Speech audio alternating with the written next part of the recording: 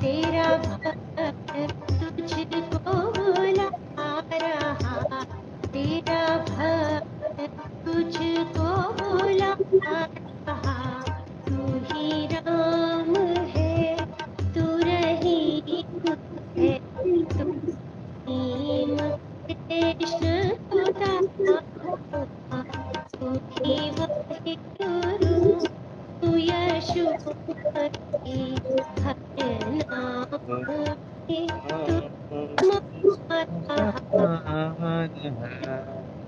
तू ही राम है, तू ही राम है, तू ही राम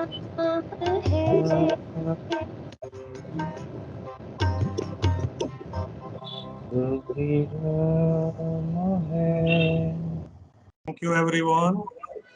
आगे सर असमिया में वेलकम। हमारे आसाम के लोग होस्ट स्टेट हैं, they are hosting the whole country for this program. तो आप वहां से स्वागत करें और आसाम के लोगों को, रिप्रेजेंटेटिव्स को इनवाइट करें, सो दैट वो हम आसाम के बारे में सीखें, उनसे कुछ संस्कृति के बारे में। Okay thank you Sanju Sharma di, अपना धन्यवाद जनाइছো। Hello hello participants, am I audible to everybody? आप लोग सुन रहे हैं ना? जी sir.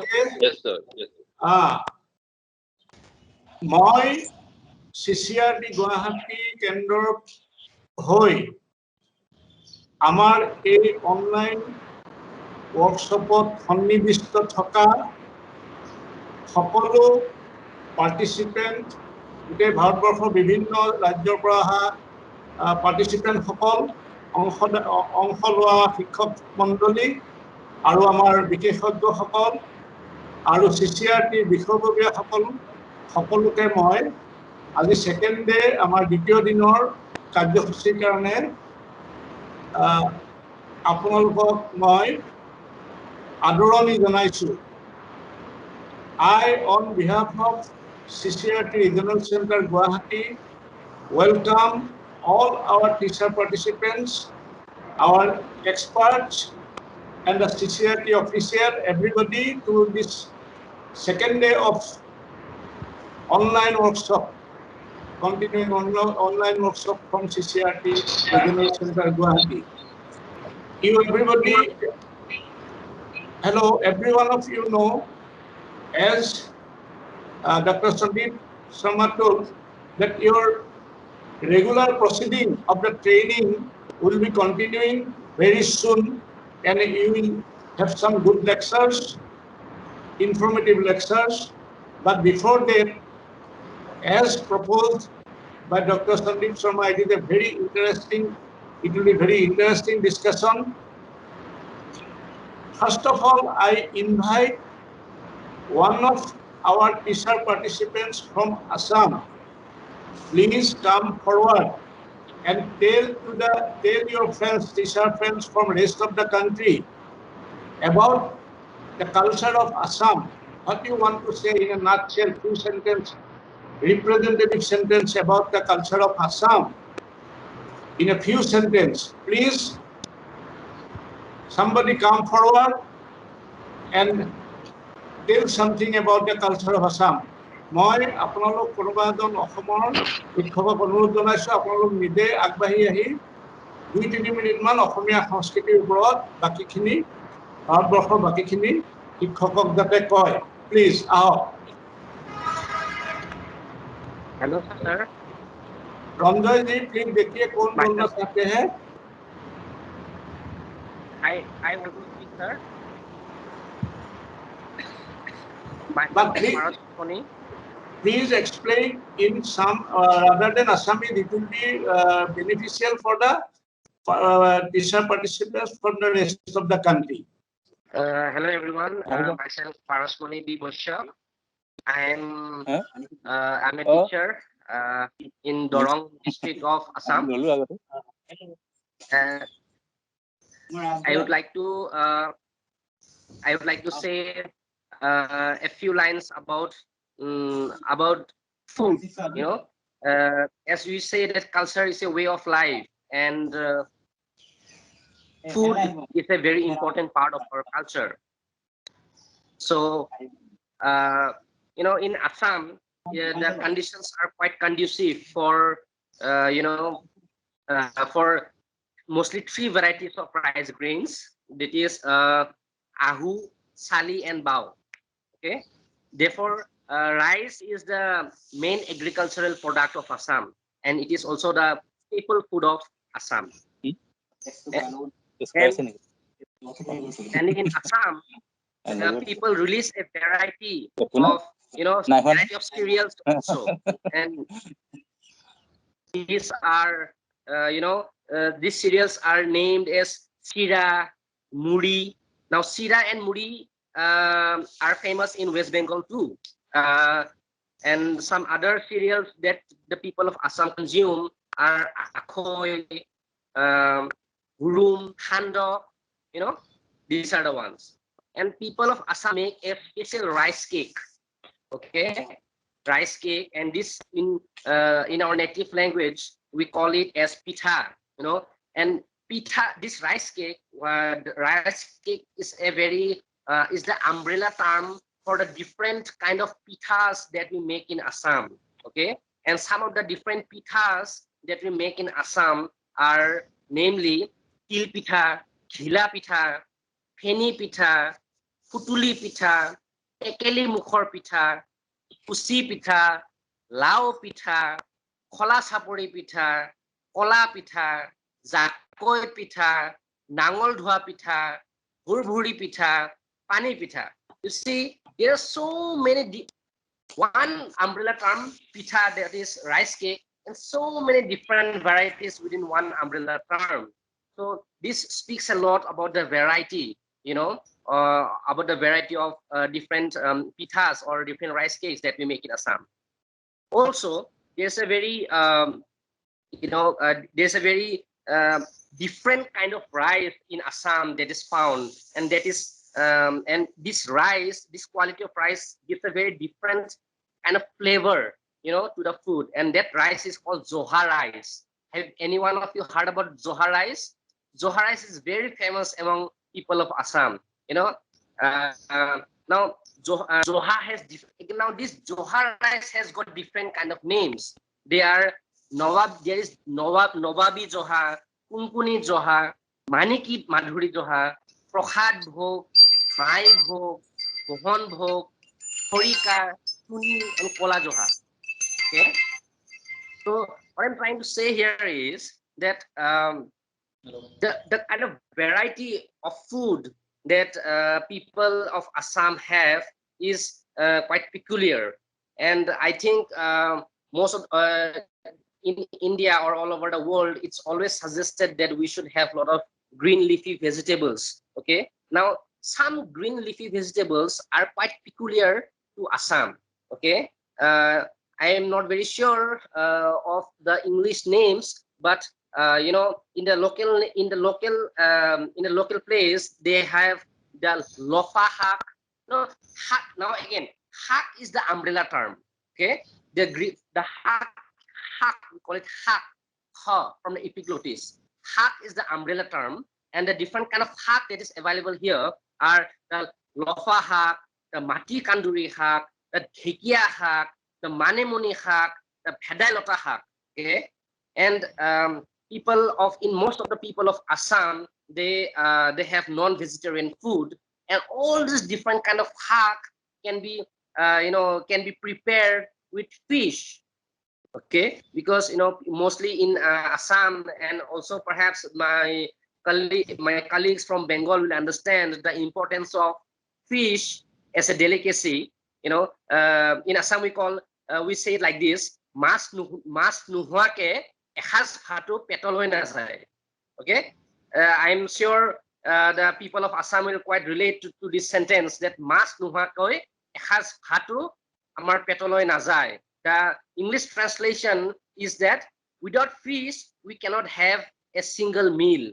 In Hindi it would be like this: मछली के बिना हम एक आहार भी नहीं ले सकते हैं. So you know, we prepare this variety of vegetables with non-veg items. You know, so this is all I wanted to say about the food of Assam. I hope I have not bored any one of you all. Thank you very much for the opportunity.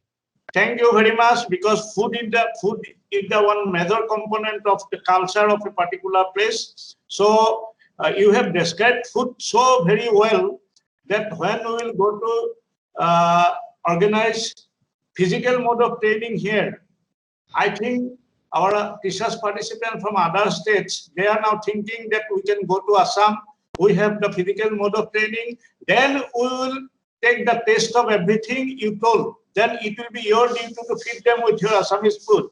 Thank you very much. Thank you very much. Now I invite the one particular madam was interested. अब sir आगे बढ़ते हैं sir allow me now, because of the time limit we have to okay then give them some sometimes other in definitely every day will come to another state. And what is your good name, sir? Sir अपना नाम बताएं, अपना नाम कहो sir. खाना कथा दीजने question who told about food now. Okay. Hello sir, my name is Parasmani Bikushya. Parasmani Bikushya. Sir, Parasmani is very young. Sir, Parasmani is very young. Yeah. And, he ignited our stomach at the morning. Sandeep, you, particularly you, when you were in Assam, you were very much heard about the very famous thing, Dorongi Kolaktisti. Sir, now I am missing all varieties of pithas which described by Sir Parasmani. And these Britishers, you know, sir, when they came in our country, they introduced us one bakery, and with one bakery they introduced us one bread, one variety of bread. तो वो bread खा के सदियों से हम लोग परेशान हो गए. आप आसाम आइए, you come to our eastern part of the country, southern part of the country, you will have the variety of the breads. इनने 20 variety of पीठा आपको explain कर दिया. पीठा means bread, variety of bread. तो ये हमारे इंडियन कल्चर में डाइवर्सिटी वैरायटी था. हम लोगों को ग्लोबलाइजेशन के चक्कर में एक ब्रेड पकड़ा दिया, डबल रोटी, जो कभी डबल नहीं हो पाया. ठीक है, तो चलिए पारसमणि सर का बहुत सारा धन्यवाद. जब इंडिया को लोग देखते हैं, when we look at, सबको असम की टूर करा दो सर. बिल्कुल ये पारसमणि सर इनवाइट कर रहे हैं, पुजारी सर इनवाइट कर रहे हैं. And CCRT welcome you. When we'll resume our physical mode training programs, you all are invited as per the rules. Ask your authorities to depute you, right? एक one by one एक group बनाएंगे हम state से, कभी 10 numbers में, कभी 20 numbers में. आपके स्टेट गवर्नमेंट से आप लोग डेप्यूट होंगे. पिछले 10 साल में सर जी हमें गुजरात से भी बताइए. सर अभी एडमिनिस्ट्रेटिव चीजों में ना जाएं, मॉर्निंग का टाइम है, पीठा और नाश्ता में रहिए. ठीक है, पारसमणि सर ने इतना अच्छा चीज बताया है, उस पे फोकस करते हैं. ठीक है, okay. Now friends, let me move to my session, and it has allotted to me this time is introduction to culture, nature, attributes and components. Before entering to the new horizon of discussion either in any subject, as you know, you all are from the different subjects. All are dealing with variety of subjects: mathematics, physics, chemistry, social sciences, literature. So culture may be new to you. For few of my teacher friends, culture is entirely new subject to you. although you all are aware about the culture, you are practicing Indian culture, you are dealing with culture, you are using cultural components for your way of life, but reality is what? You are not from the studies of culture. You are not from the subject entirely from cultural studies. Some of you may be from history, anthropology, or prehistory, or archaeology, or literature, Indian literature. These are some of subject which belongs to Indian culture. So now I'll take you to a new journey, and this will open your eyes, open the new windows, how to deal our subject through the cultural component and through the Indian culture, right? So we'll start from the thread, vertebral column. If you see our diversity from east to west and north to south, there is huge diversity in our country, huge diversity. Sometimes we don't know whether people are residing in my neighborhood or my relative or not. So discriminations are going on. We deal with each other with huge differences. हम एक दूसरे के साथ भेदभाव में deal करते हैं. जब आप नॉर्थ में आते हैं तो साउथ वालों को ट्रबल होता है. जब आप साउथ में जाते हैं तो नॉर्थ वालों को ट्रबल होता है. ये आप फील कर सकते हैं. क्यों होता है? बिकॉज अवेयरनेस नहीं है, because there is no proper education that our DNA is same, our cultural thread is one. हमारी जो सांस्कृतिक हेरिटेज है, जो धरोहर है, जो विरासत है, वो एक है. So let me prove that thread, let me touch that sting. मेरे को उस तार को छूने दीजिए जो आपके DNA के अंदर में समाया हुआ है, और वहां से हम मूव करेंगे एकेडमिक बातों में. ठीक है? First we should experience practical things, what is going on. आप क्लासरूम में फिजिक्स पढ़ाते रहिए, PhD कर लीजिए, पोस्ट डॉक्टरल कर लीजिए, और उसके बाद आपका स्मॉल एयरक्राफ्ट अगर स्काई में नहीं उड़ता है तो आप पोस्ट डॉक्टरल अपने पास रहने दीजिए. और घर का फ्यूज अगर आप ठीक नहीं कर सकते, इलेक्ट्रिक फ्यूज, तो पोस्ट डॉक्टरल फिजिक्स रहने दीजिए. मैं क्या कह रहा हूं? We must have the knowledge and skills which we learn during our university education, and it must be applicable in our day-to-day life. आपके क्लासरूम का अगर सोसाइटी से कनेक्शन नहीं है, if there is no relation of your classroom with societal activity, then definitely there is no usage of that all interventions. Always I start with these lines. It is for you, devoted to my country, dedicated to my country. We are celebrating 75th anniversary of our independence, Indian independence. इसको ये 2 line में समर्पित करता हूँ. मजहब नहीं सिखाता आपस में बैर रखना, मजहब नहीं सिखाता आपस में बैर रखना. हिंदी है हम, हिंदी है हम, वतन है हिंदुस्तान हमारा, हमारा सारे जहां से अच्छा. हिंदुस्तान हमारा, हमारा सारे जहां से अच्छा. हम बुलबुले हैं इसकी, ये गुलसितां हमारा, हमारा सारे जहां से अच्छा, सारे जहां से अच्छा, सारे जहां से अच्छा. भारत माता की जय हिंद. अभी कुछ मैजिक हुआ. You could have seen some magic within your body, some chemical changes. Few of fellow were smiling unnecessarily. Now they are tuning with my discussion. Few were busy in their day-to-day course routine. I can see you from this screen. Now they are focused to my discussion. क्यों? This is the magic of sir Mohammad Iqbal. इसमें संदीप शर्मा का कहीं कोई role नहीं है। He was the great teacher like you. उनने कुछ चंद लाइनें लिखी किताबों में और वो लाइन हमारे ब्लड में डीएनए बन के चला गया। That lines never allow you to anything against the country, either the people of India to work against, no? Am I right? आपको ये चीजें पेरेंट्स की तरह रोकती हैं कि भाई आप देश के लिए काम करें। So we have to focus on this line, and this is the thread. Our people, our parentals has given us this legacy. हमें ये सांस्कृतिक विरासत हमारे लोगों ने दिया है। But now we are not getting Sir Muhammad Iqbal again in our schools, in our families.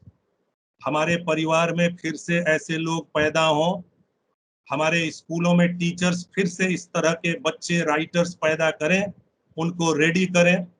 इस चीज की जरूरत है हमें अभी। आपने रियलाइज किया होगा। चलिए, मैं विजुअल्स का बड़ा इंपॉर्टेंस होता है क्लासरूम में। We just deal with people there, we connect with our students when we organize our training programs in on campus mode. We connect with our teachers when they are sitting around with huge number 100 200, but from this screen sometime I fail to connect my people as I desire to connect them. But even though, no problem, through this advanced media and available technology, we are reaching to this mass is very important for us. And I would discuss some of components, very key components from culture. I'll take all examples from Indian perspective so that it will be very easy to learn and to utilize it in your day-to-day life and your studies in the classroom even. My query to you, if you come to discussion, my first query is from you. It is not question, it is simple query. हम बातें कर रहे हैं। At this age, no one can teach you. That is my perception. At the age of 35, 40, 50, we can't teach. Rather, it is a learning process, and we discuss, we submit. So I submit my perceptions, my knowledge with you, where you can have the consensus or not. You may have another conception, either any perception. Okay. So my query is with you. What is culture? As Sir Parasmani was saying, way of life. जीवन जीने की कला. That is culture. Many of you all are aware, I can say, what is culture. तो चलिए आपसे सुनते हैं थोड़ा एक दो डेफिनेशन या self concept. What is culture? May I know, friends, from your end, east, west, north, south? We can learn the diversity, how our people they think. As you appear, how I appear with you. मैं आपको कैसे दिखाई दे रहा हूँ, मैं कैसे सिर हिला रहा हूँ, मेरी हाथों का मूवमेंट कैसा है. These all coming from my culture. These all I learned from my family. I'm not learning either from out of this country. It is learning from my family, from my society. That is same with you. So we are going to learn from you from all directions. 2 or 3 members tell me about your perception. What is culture? आप लोग बताइए please. Northern India, Himachal Pradesh, Jammu and Kashmir, Haryana, हमारे north India के कोई बताइए संस्कृति किसे कहते हैं. यू कैन टेल अस इधर इन हिंदी और इंग्लिश. नॉर्दर्न इंडिया से रिप्रेजेंटेटिव समझ में नहीं आ रहे हैं. Southern south part of my country, Telangana, Karnataka, Puducherry, Tamil Nadu, Kerala. Okay, sir. Sir, I am telling you that the ideas, beliefs, customs, चलिए, actually ये टेक्निकल चीजें हैं, वो शायद आप inherited अनम्यूट by a नहीं हो पा रहे particular हैं। society. एक हाथ रेज हुआ है, one hand raising by madam Shweta Agarwal from Jaipur. Ma'am Shweta, Yes, sir. आप बताएं please. Sir, I want to tell you that Tell the us. ideas. Sir, you can't hear me. Sanjay ji, Shweta Sir, can ma'am you hear को me? Help करें। Hello. Can you hear me? I am telling about the culture, that the ideas, beliefs, customs which a particular society or a family inherit, that is called culture according to me. Last component we received from sir was it is the manifestation and outcome of our geography. Whatever we practice, whatever we learn, it is the strategy, coping strategy toward the nature, toward the environment, and manifestation of that coping strategy is called culture. Very nice. 5 definitions आप लोगों ने दिया. All are right. All is very correct. सभी लोगों का जो definition बहुत अच्छा था और आपने सही सही बताया. चलिए अब हम आगे बढ़ते हैं. I'll sum up later on in next slide. But we have to move with component. It is the learning process. आप already learned लोग हैं. There is no doubt. लेकिन अगर 200 डेफिनेशन लेंगे तो समय का लिमिटेशन है. जेंटलमैन, आप समझ रहे हैं. So will move forward. Why only human species is having culture? That is another genuine question. आप म्यूट रखें please. Why only human species is having culture, not with other any animal? So I am taking 5 components to tell you the distinguished feature. It is from the science. The lines I have taken from the science. Distinguished characteristics of man or in our society, how human species established himself, themselves as dominant animal, either cultural animal, right? So the first thing, A.E. Hoybel says culture is a human phenomenon. It is not taken from any of natural components. Rather, it is a human phenomena, societal phenomenon. And culture is made by man, but nature has given him some distinguished capabilities. It has evolved after long period of time. So what has been evolved? There are huge things we have to discuss, but I'm telling you only distinguished features. The first is we started bipedal locomotion. हम 2 पैरों से चलना शुरू किए. We started our posture to change from quadra to bipedal, then to erect posture. धीरे धीरे खड़े होना सीखे 2 पैरों से. जब आप 2 पैरों से खड़े होना सीखे तो आपका दोनों हाथ फ्री हो गया. Now your 2 hands are free for rest of performances and day-to-day work in your life. Second important thing is this opposable thumb. If you see other animals, it is fused with the rest of digits. But in human species, it is opposable to these 4 digits. So you can have grip, proper grip on any object. On any object, you can hold it firmly, right? So opposable hallux, it is not only the matter of force or holding tightly. You can have any artistic work, calligraphic writing, painting, even to utilize many of weapons. Bow and arrow, if you wish to demonstrate bow and arrow, use bow and arrow, you need this thumb. इसीलिए तो द्रोणाचार्य ने एकलव्य से क्या मांगा? Hallux, opposable thumb.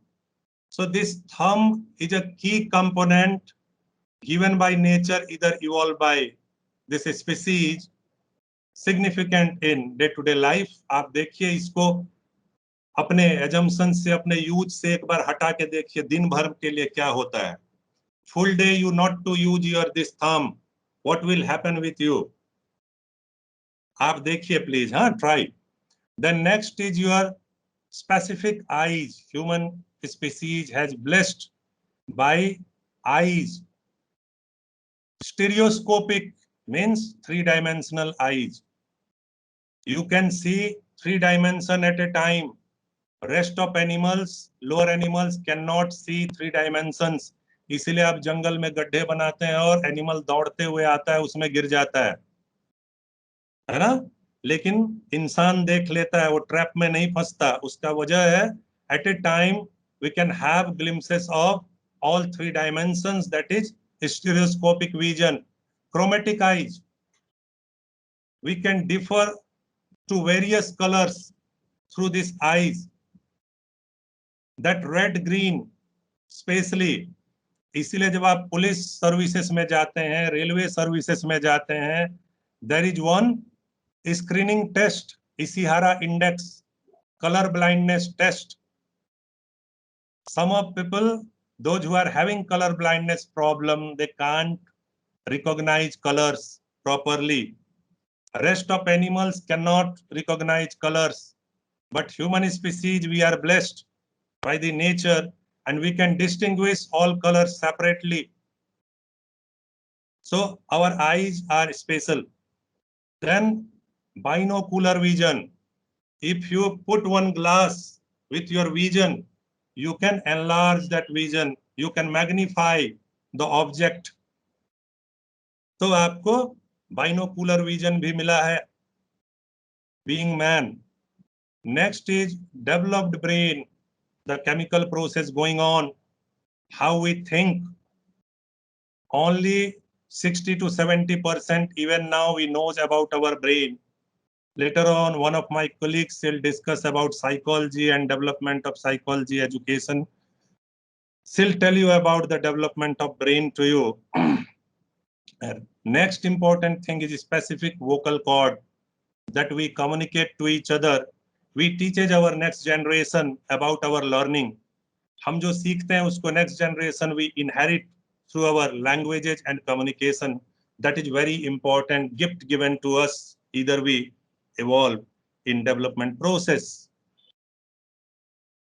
So these are some of capabilities. Now we'll come to your words. 5 definitions I received from you. Now let me sum up with some of the definitions given by great writers, social scientists, and scholars of cultural studies. The first goes to E.B. Tyler, Edward Tyler. Culture is that complex whole which includes knowledge, belief, art, moral, law, custom, and any other capabilities acquired by the man as member of human society. This is the world accepted definition. At every forum of social scientists, this definition has been accepted. And the next is given by Redfield. Culture is an organized body of conventional understanding, manifest in art and artifacts, which persisting through tradition and characterizes a human group. Means the art and manifestations which characterized a group, distinguish a group or a society is called culture. It is said by Redfield. Next is by the sociologist, a famous sociologist. If you go through his book, McIver and Page, these two scientists have written a monumental book that is known as Society. Culture is the expression of our nature in our mode of living and our thinking, in our literature, in our religion, in recreation and enjoyment. Means whatever we express, how we practice our life, everything is called culture. So this is a definition given by a famous sociologist, McIver. Another definition obvious by A.E. Heubel. I'll share these PowerPoints with you in that group, our WhatsApp group. Let me discuss about the attributes of culture. Many of attributes you were telling us. The first thing is culture is learned behavior. That culture we can learn from. If someone is coming from UK, either America to this country, after 10 years or 20 years, some of his behavior, either practices, he may acquire Indian culture, he may learn Indian culture. There is no doubt. हमारे बहुत सारे लोग western countries में जाते हैं या other eastern countries में जाते हैं, वो सीख जाते हैं वहाँ की संस्कृति को. तो संस्कृति सीखी जा सकती है. And since childhood we learn from society, from family. You can groom someone. अगर आप ट्विंस को ले लें, एक बच्चे को आप अपने पास में रख लें और एक को अमेरिका भेज दें. His language, his practices, all everything will be American.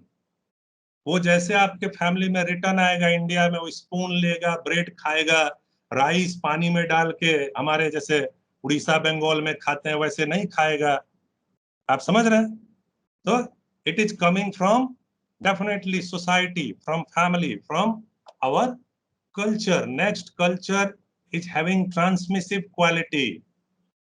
Means slowly culture diffuse from one place to another place, and we can inherit even from one generation to another generation.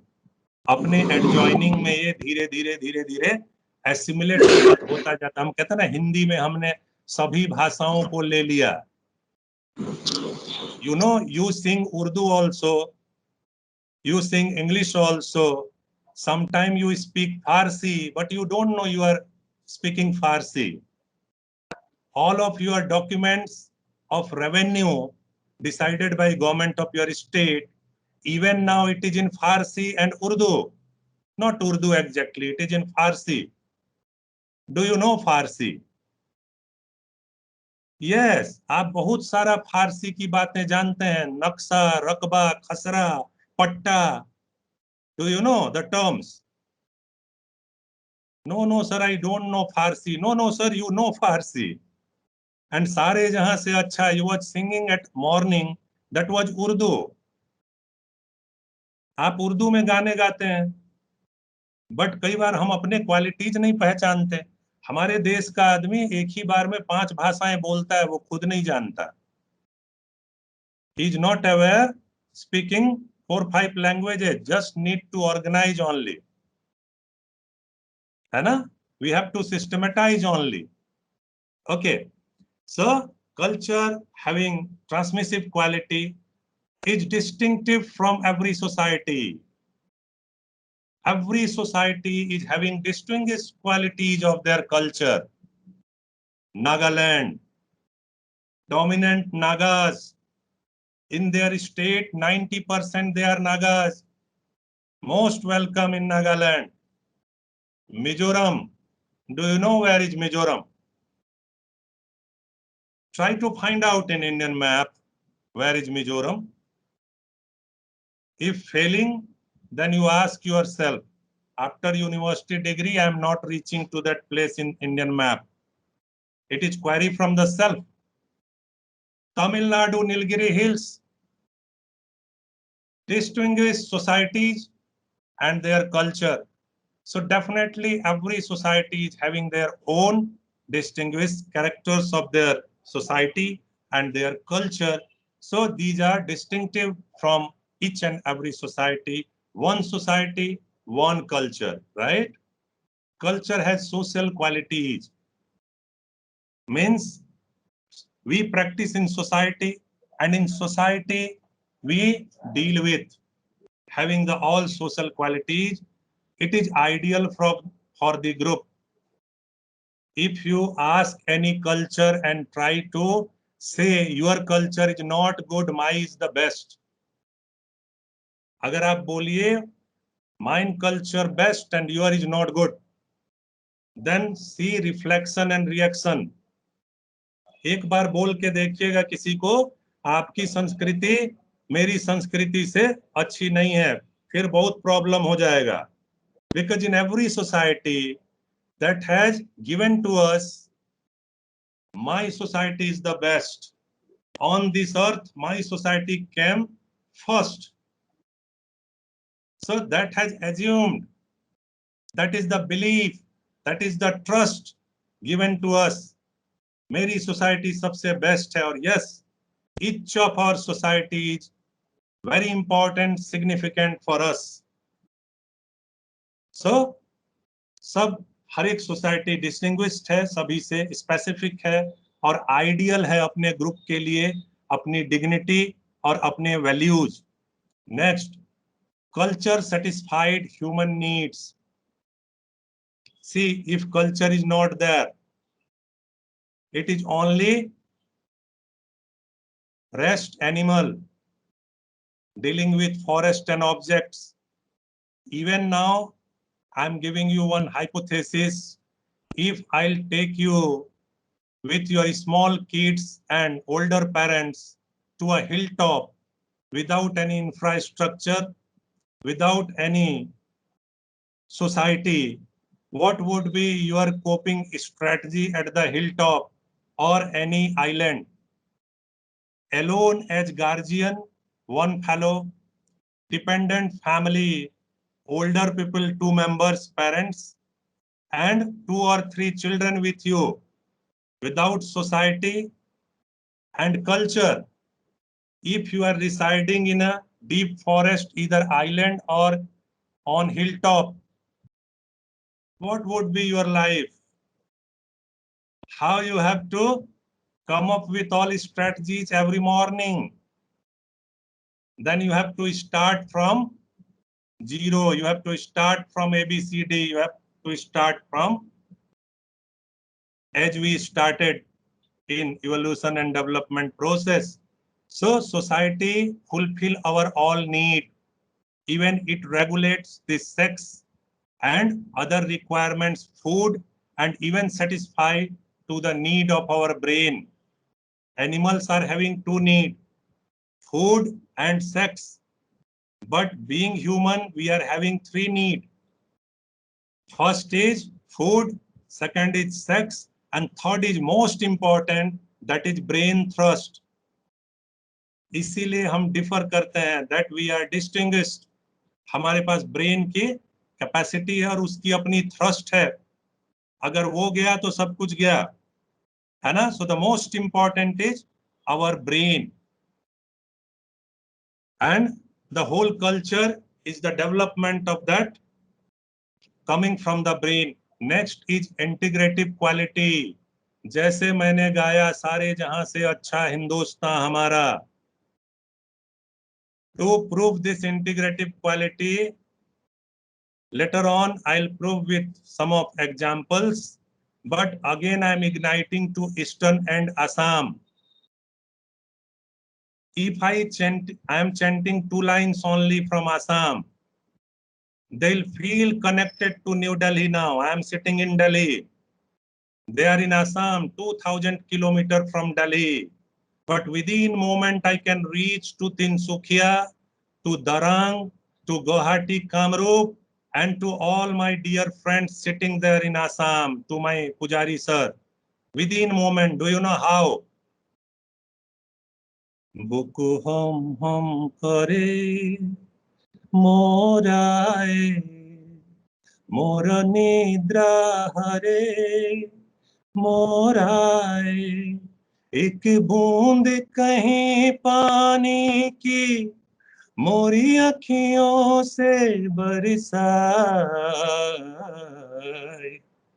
दिल home करे गर जाए, दिल धम धम करे.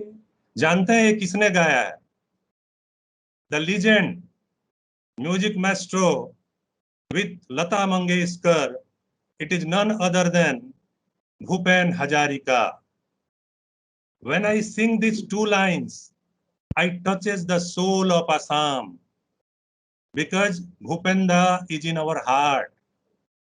You know, if you now ask to Paras Mani sir, sir, how is Dr. Sandeep Sharma? He would say, sir, next to Bhupen Hazarika. Do you know why? Because I am talking about the culture of my Assam. So our heart must be broader to integrate my country.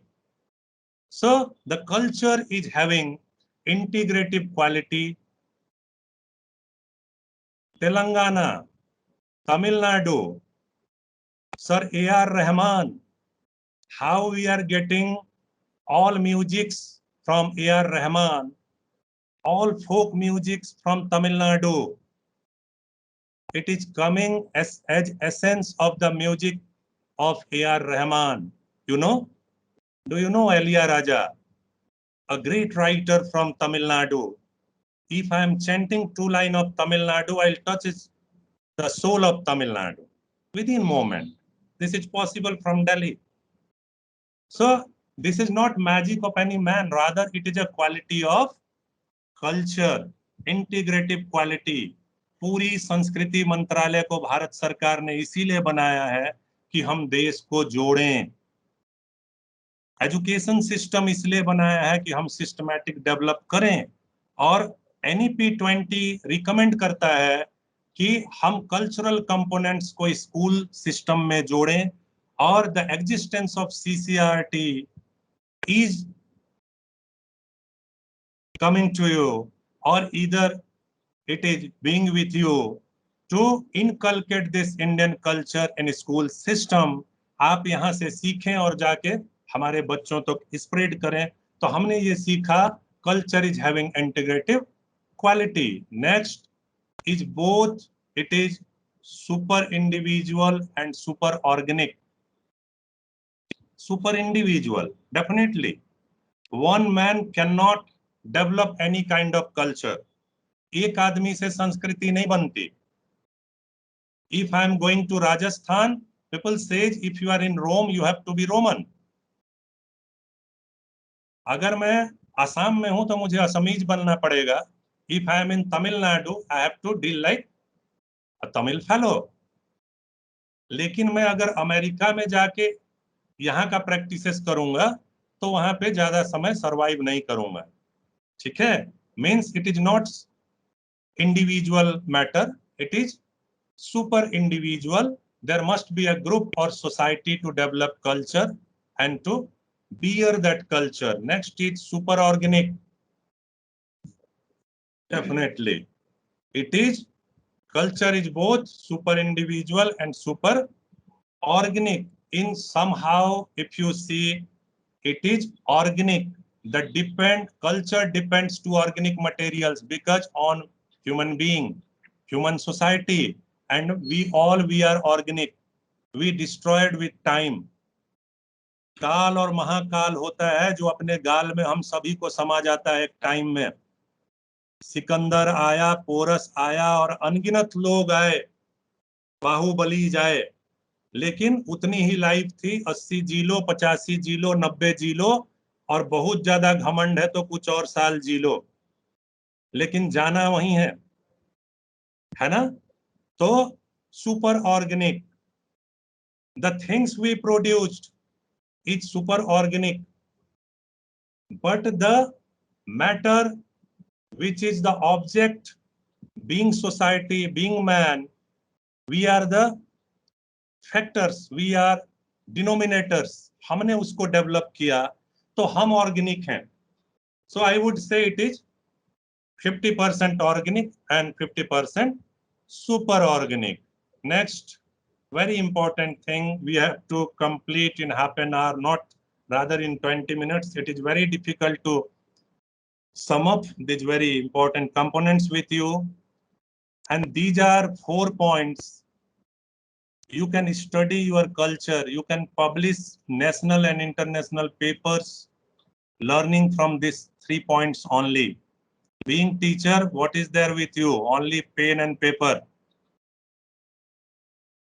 Musicians, they are live with us. आज भी हम किशोर कुमार रफी जी को याद करते हैं किस लिए? उनके आवाज के बारे में, के विषय में, है ना। एक्टर्स को याद करते हैं, राइटर्स को, सर मोहम्मद इकबाल को उनके राइटिंग के बारे में याद करते हो। आपको लोग क्यों याद करेंगे? क्योंकि आप अच्छा पढ़ाते हैं। You teaches values, quality of physics, chemistry, social sciences, Indian culture, literature to teachers, to students. So people remember you. मेरे टीचर ने ऐसा कहा था, मैं तो उनकी बातें, whole life we quote our teachers, you know. Either we quote our parents, and the third one is very important in our life. हम टीचर को लाइफ टाइम कोट करते हैं अपने जीवन में। पांडे सर ने ये कहा था, ब्रजराज सर ने ये कहा था, देखिए मैं आज भी उनके नाम नहीं भूल पा रहा हूँ। So these are people, they made us, they make us, हमें ये लोग बनाते हैं। ये जो कंक्रीट आपके सामने दिख रहा है वीडियो में, ये किसी का बनाया हुआ है। ये जो वॉइस आ रही है, किसी ने सिखाया हुआ है ना। तो चलिए, कुछ कंपोनेंट्स हैं, आपको काम आएंगे आपके स्टडीज में, मैं एक्सप्लेन करने की। These are basics of culture like ABCD. You start from the classroom. जब प्राइमरी में आपके पास बच्चे आते हैं, you start from ABCD. तो मेरा भी डिस्कशन आपके साथ ऐसा ही है। बाद में बड़े बड़े धुरंधर आएंगे, अच्छे अच्छे एक्सपर्ट्स आएंगे हमारे CCRT के, वो आपको टेंजिबल हेरिटेज, इनटेंजिबल हेरिटेज, इन उसके अंदर में इंजीनियरिंग क्या है, उसके अंदर में सारेगामा के अंदर में कितनी और डिसिप्लिन्स आते हैं, धीरे धीरे धीरे धीरे will go in depth studies and will have the studies इस प्रोग्राम में। बट हम अभी बेसिक्स में बात करें। Cultural traits, the first component I wish to discuss with you is a cultural trait. Very simple, smallest unit of any culture through which we can recognize the society, their culture and to their place. I repeat, cultural trait is the smallest unit of any culture through which we recognize that society, their cultural practices, and to that place. Right? So, to let you know, I can see your face. What is this cultural trait? How this Dr. Sandeep Sharma is telling us? My goodness, I am not getting anything. It is coming to your brain. So, जब आप देखते हैं student ऐसा face बना रहा है, तो आप क्या करते हैं? फिर रुको बेटे, आपको एग्जाम्पल्स बताता हूँ। फिर एक एग्जाम्पल बताते हैं, फिर बच्चे ऐसे बैठे होते हैं, पता नहीं सर क्या बता रहे हैं। Then you come up with another example. Means what is the role of teacher? जब तक आप बच्चे को समझा नहीं देते, उस दिन आपको कंफर्टेबल फील नहीं होता ना। Same I am like you, मुझे भी सेटिस्फेक्शन फील नहीं होता जब तक आपका फेस स्माइलिंग नहीं होगा। So I'll let you know the example. Cultural trait, smallest unit. I would request you close your eyes for 1 minute. I'll take you to the journey of my country.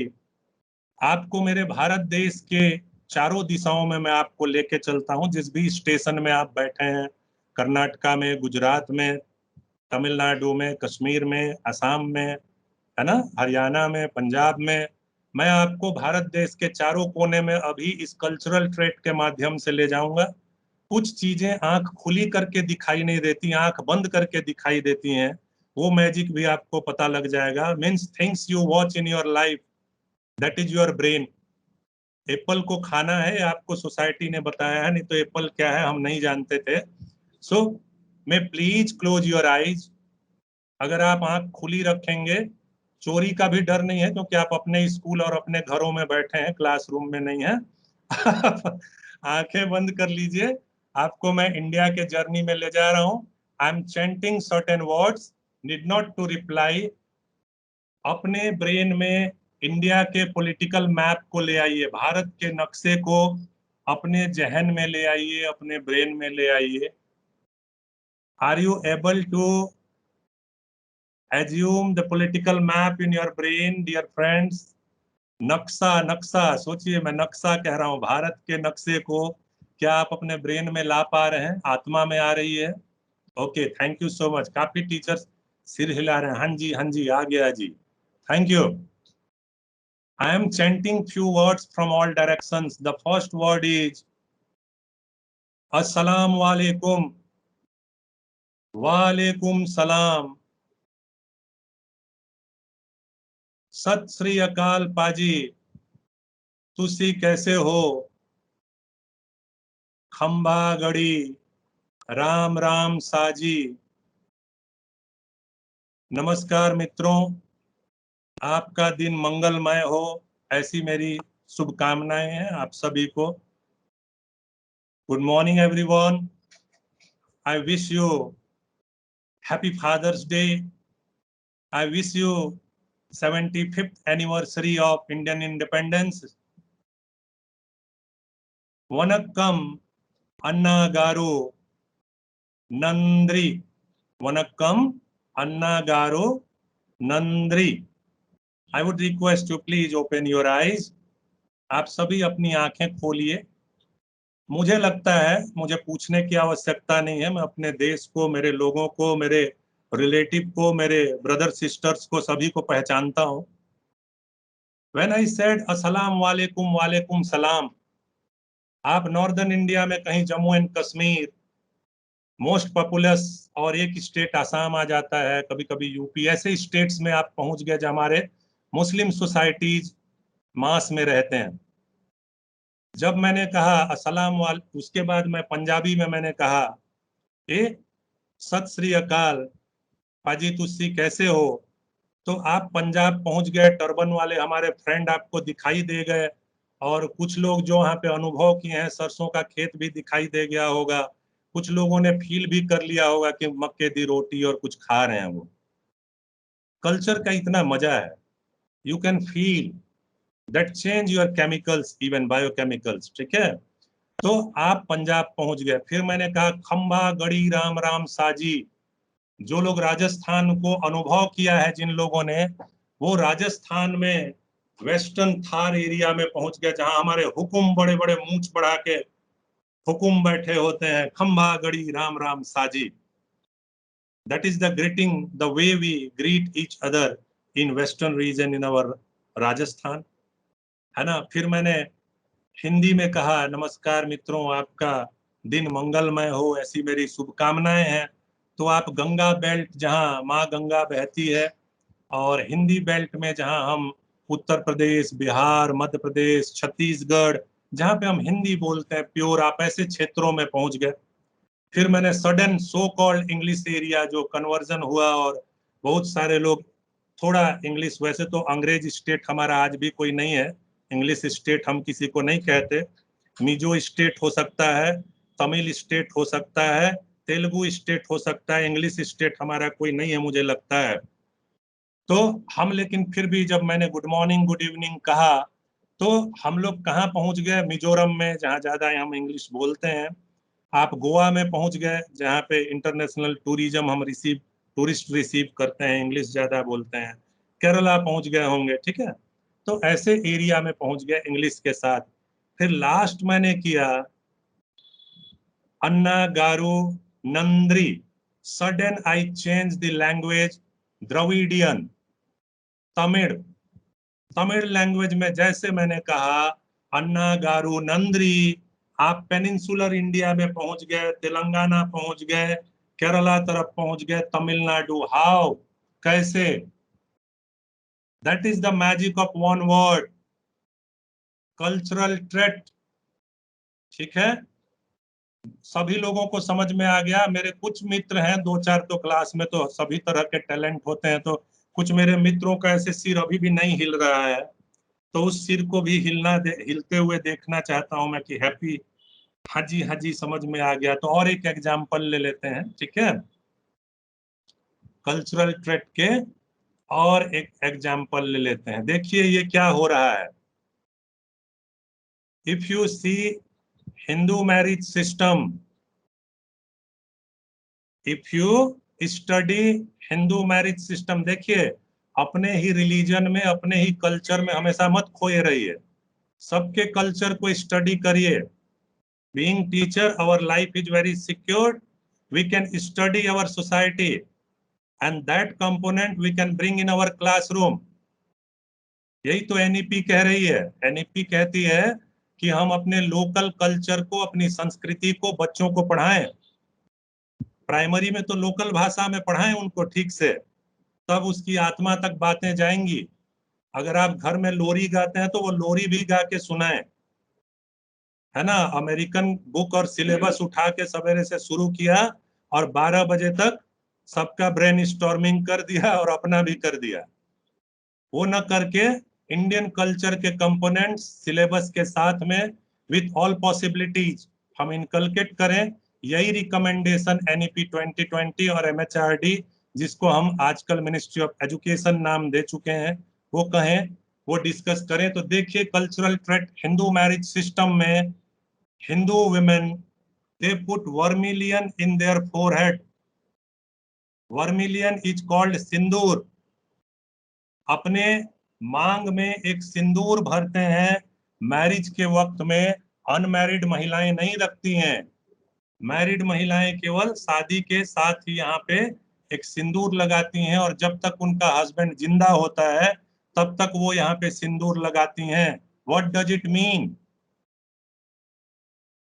In any festival, either in temple or marriage ceremony or in birthday party, everywhere you can distinguish शादी शुदा हिंदू महिला, married Hindu women, कि भाई वो सिंदूर लगाई हुई हैं। ठीक है, तो ये क्या हुआ? Cultural trait with single component, one marker, you can recognize the whole system of marriage, Hindu marriage system, Hindu society, and what are the customary laws behind marriage system. एक सिंदूर वर्मिलियन देख के हम कस्टमरी लॉज भी सीख जाते हैं, समझ जाते हैं। And if you talk with this people, they will explain you whole things about marriage system. आपको मैं अगर आपके शादी के बारे में पूछूं तो आपको सब कुछ याद है, भूल पाओगे वो दिन? नहीं, because being human we don't know much about our birth, we don't know much about our death, but the thing we know, that is our marriage. 3 ritual होता है ह्यूमन लाइफ में जो बहुत सिग्निफिकेंट होता है, बर्थ, मैरिज एंड डेथ। इनके साथ rituals जुड़े हुए हैं। इन रिचुअल्स में 2 रिचुअल्स हैं जिसमें आपका ज्यादा रोल नहीं है और हम जानते भी नहीं हैं अपने बारे में, लेकिन मैरिज एक ऐसा रिचुअल है, उसके सारे कस्टमरी लॉज आप 5 साल पहले से पता लगा रहे होते हैं, कैसे होगा, क्या होगा, कहां से होगा। ठीक है, अब थोड़ा स्माइल आ रहा है लोगों के चेहरे में। ठीक है, चलिए आगे बढ़ते हैं। तो ये था कल्चरल थ्रेट, जिससे smallest unit of any culture we can recognise. Some of definition सब मैं जाऊंगा तो लेट हो जाएगा। I have to bind up within time. Next is cultural complex. Cultural complex is the assembling.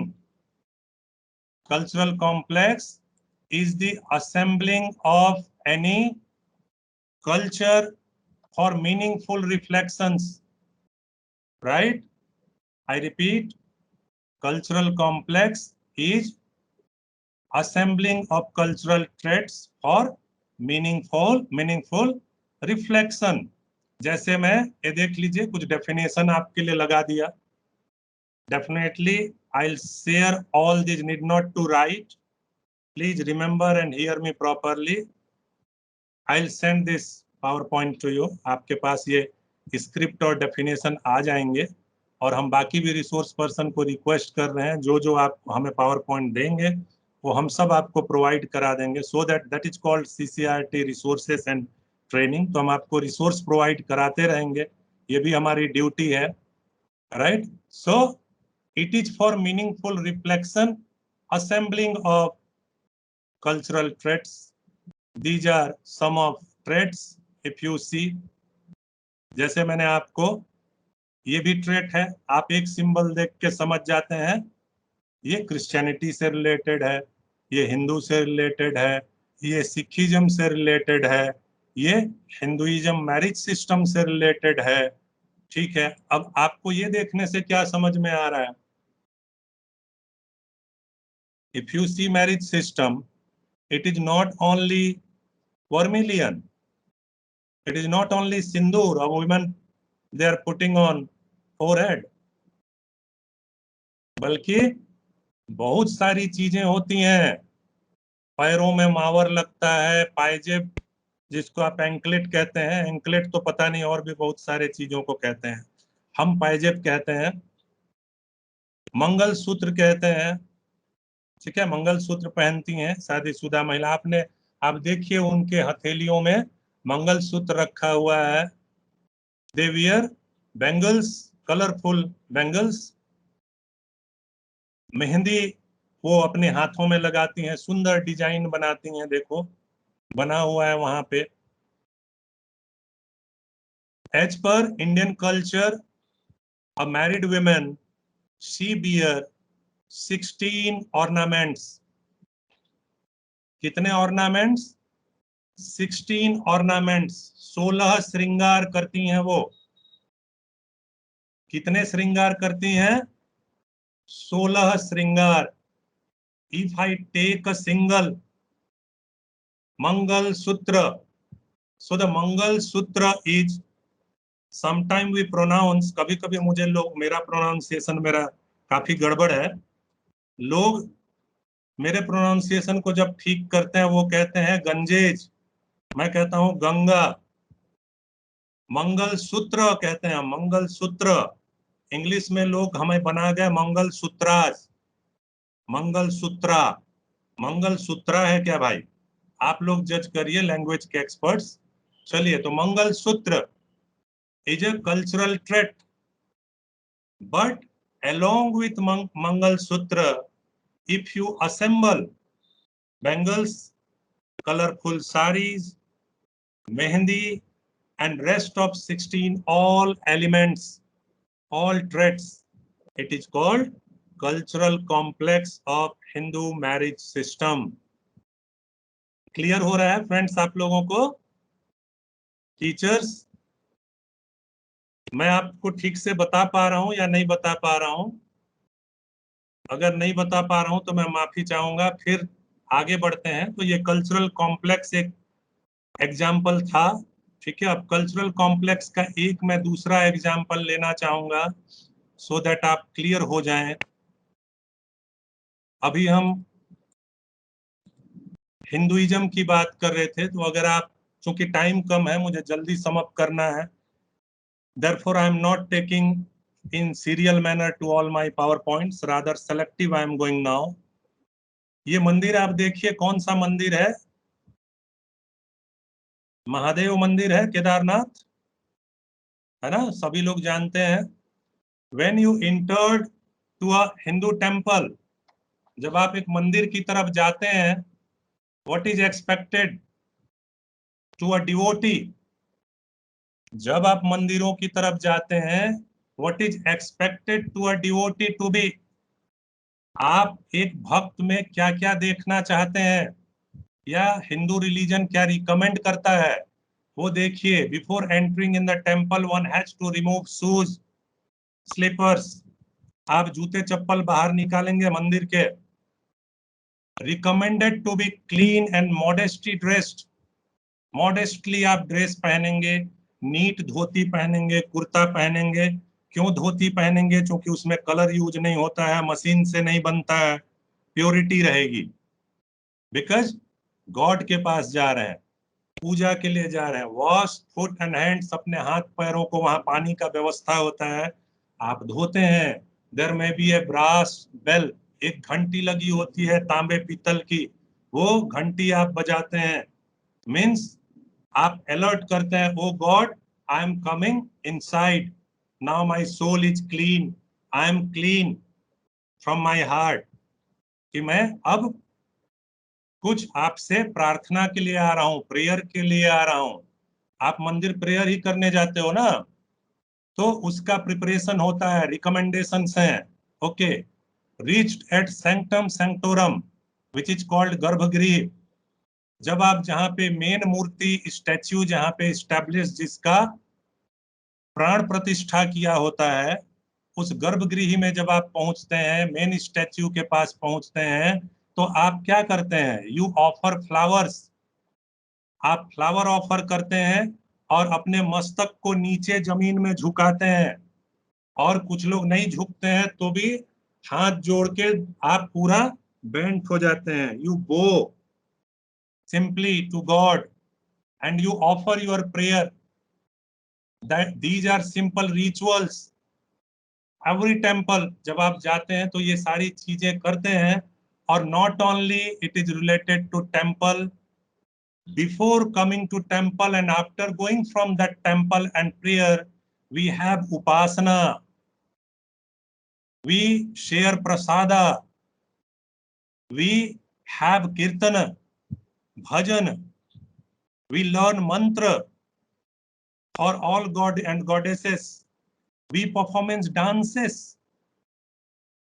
Can you believe all these classical dances and many of our folk dances all are coming from rituals of worship? भगवान और भक्त के बीच में जो भक्ति हुई, जो पूजा हुआ, उस पूजा और वर्शिप का रिजल्ट है जो आप भरतनाट्यम, ओडिसी, सत्रिया और ये जो क्लासिकल डांसेस आप आज प्रोमिनेंट पूरे विश्व में हमारे देश की संस्कृति को हम दिखा पा रहे हैं। These are coming from temples and from rituals.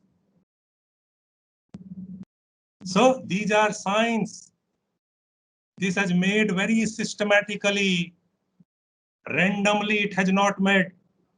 आप मत सोचिएगा कभी या कोई न इमेजिन करे कि ये रैंडम बना है। बहुत सिस्टमैटिक बना है, डिसिप्लिन है। भरतनाट्यम सीखने जाइए, आपको पता लगेगा 25 साल के बाद थोड़ा बहुत ठीक हो गया भरतनाट्यम। आजकल बन रहा है मेरे से। That is learning, right? तो this was the example Hinduism से। अगर मैं केवल वो एक्सप्लेन करता रहूंगा तो कुछ एस्पेक्ट छूट जाएगा। Let me complete with another example, और इसी के साथ मैं आगे भी बढ़ जाऊंगा नेक्स्ट सेशन के लिए। हमारे नेक्स्ट एक्सपर्ट रेडी हैं हमारे साथ में, आप देख लें विनोद जी नेक्स्ट एक्सपर्ट के लिए। कलीमा, when a Muslim fellow offer prayer having ritual for masjid for Allah, there are 5 pillars in Islam and we follow, that is kalima, nimaz, roja, zakat and hajj.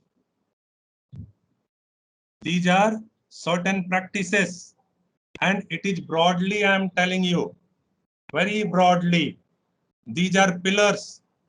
There are so many other practices and huge rituals, beliefs, customs and day-to-day activity related to each of these pillars, but these are very significant, right? Kalima, they chant certain words and sentences. They write also in calligraphic manner kalima. Nimaz. So if you take nimaz, it's cultural trait. If you take hajj,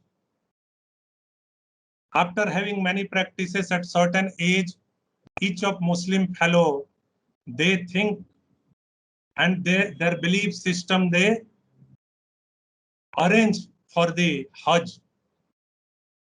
Before that they assume that this is the way to salvation. हाँ, ये मुक्ति का रास्ता है और हमें last में Mecca Medina में हज के लिए जरूर जाना चाहिए।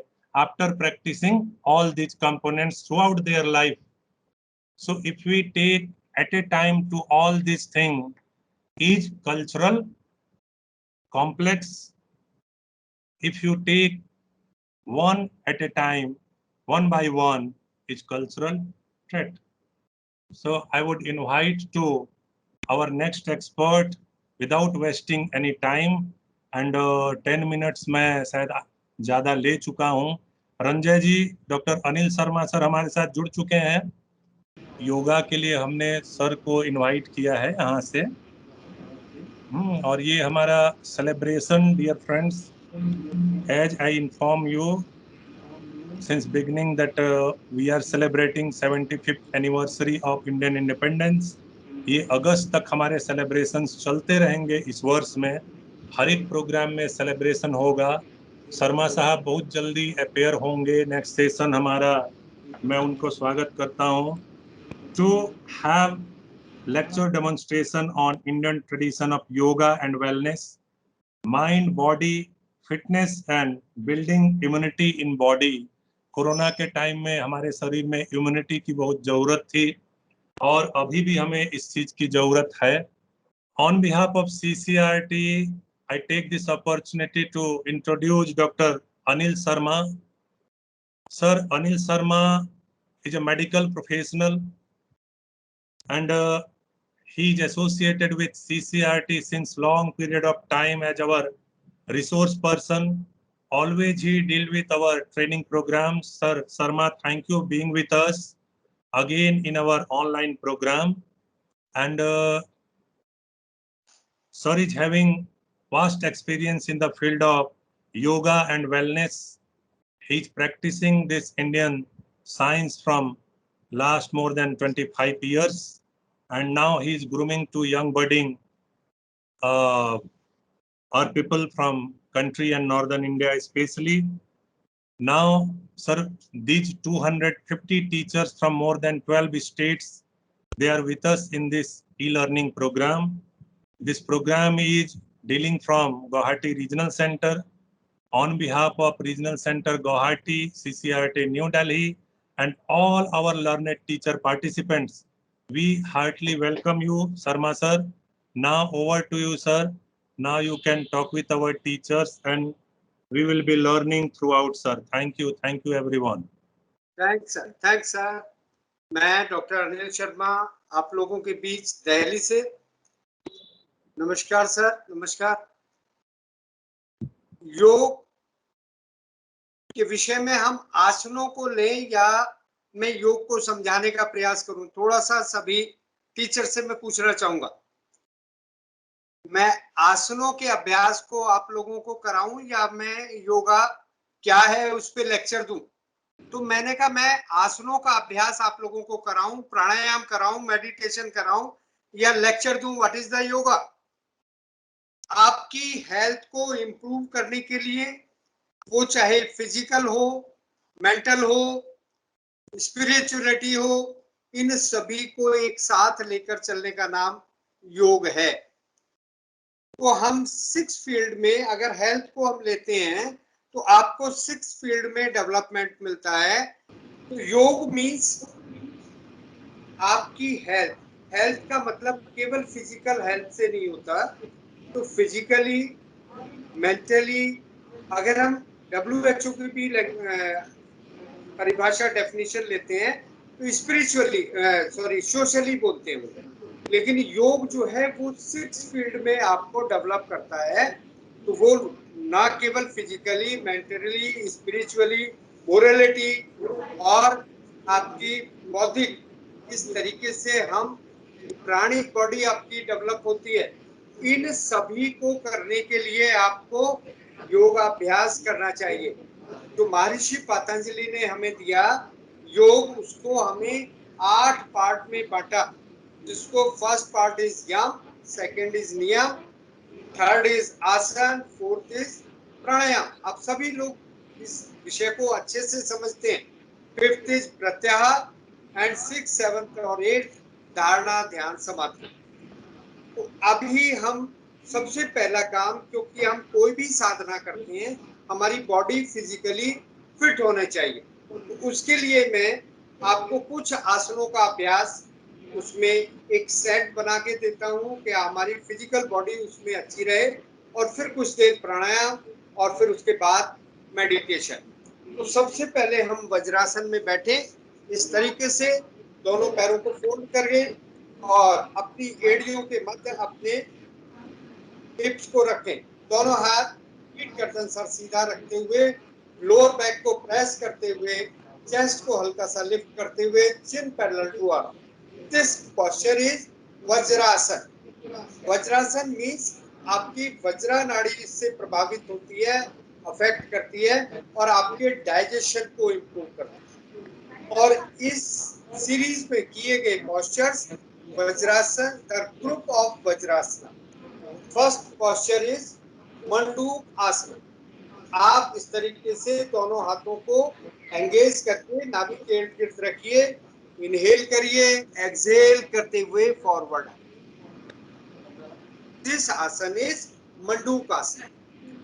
सेकंड पोस्चर इज, आप दोनों घुटनों को बाहर निकालिए, दोनों हाथ ऐसे सामने रखिए, एक्सहेल करते हुए आगे जाइए।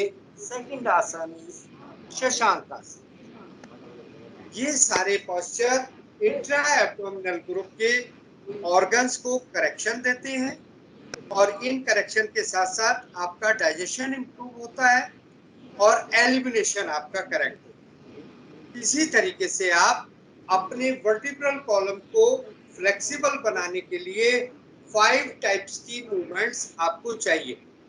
आपकी स्पाइन 5 मूवमेंट्स कर सकती है, forward, backward, side movement, upward movement and twist movement. तो मैं एक एक दो पोस्चर मैं डेमो करा के दे रहा हूं आपको। फॉरवर्ड हमने कैसे जाना चाहिए, बैकवर्ड कैसे जाना चाहिए, साइड मूवमेंट कैसा हो, ट्विस्ट मूवमेंट कैसा हो एंड अपवर्ड मूवमेंट कैसा हो। इन सभी मूवमेंट से फ्लेक्सिबिलिटी इंप्रूव होगी आपकी बॉडी की। तो साधना तभी कर पाएंगे जब आपकी फ्लेक्सिबिलिटी इंप्रूव हो। तो आए हम अपने इन सभी पोस्चर्स को आपको डेमो करके दिखाते हैं। तो first posture is upward movement. Inhale and engage your both hands upward, stretch your body। अपने पैरों की उंगलियों पर आइए और एक्सहेल करते हुए वापस आइए। ये फर्स्ट पोस्चर। तो upward movement. Second movement is side movement. तो left hand down, right hand up और लेफ्ट साइड बैक, इस तरीके से स्ट्रेच करें। इसी में हम लेग को अगर ज्यादा स्प्रेड कर देते हैं तो हम त्रिकोण आसन कर सकते हैं। अगर आपने लेफ्ट हैंड साइड में मूवमेंट किया है तो अब राइट साइड मूवमेंट भी इसी तरीके से करते हैं। एक मूवमेंट लेफ्ट, एक मूवमेंट राइट। तो ये हमारी सेकंड मूवमेंट। इसी तरीके से दोनों हाथ एंगेज करके इनहेल करते हुए बैकवर्ड जाएं और फिर एक्सहेल करते हुए फॉरवर्ड जाएं। इसकी रिपीटेशंस आप ले सकते हैं। एक बार इनहेल करते हुए बैकवर्ड, एक्सहेल करते हुए फॉरवर्ड। एक बार सुहासिनी जी आपको ज्वाइन कर लीजिए, आपको बताएंगे कि फॉरवर्ड हम कितना कर सकते हैं, बैकवर्ड कितना कर सकते हैं।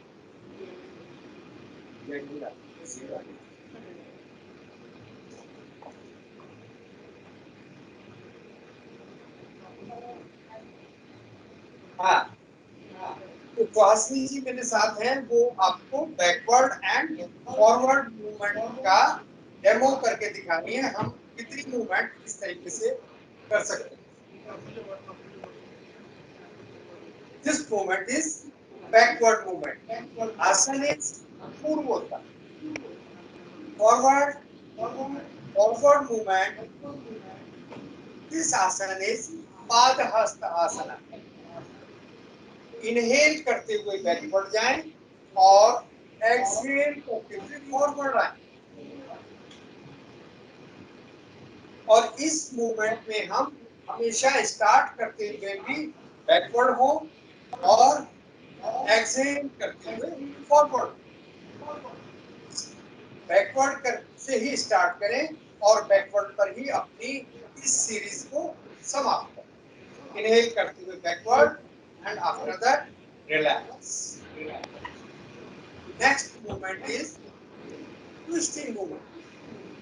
Gap, minimum 1 feet gap right hand left shoulder, left hand कमर के नीचे, और पूरा स्पाइन को ट्विस्ट कर। तो ये ट्विस्टिंग मूवमेंट आपकी इंट्रावर्टिब्रल स्पेस को मेंटेन कर। चेंज करिए और इसको गत्यात्मक स्पीडली आप इस मूवमेंट को कर सकते। रिलैक्स। पेट के पल आएंगे उन पोस्चर्स को दिखाने के लिए जो हमें स्पाइन को फ्लेक्सिबल बनाते हैं। फर्स्ट आसन इज भुजंगासना।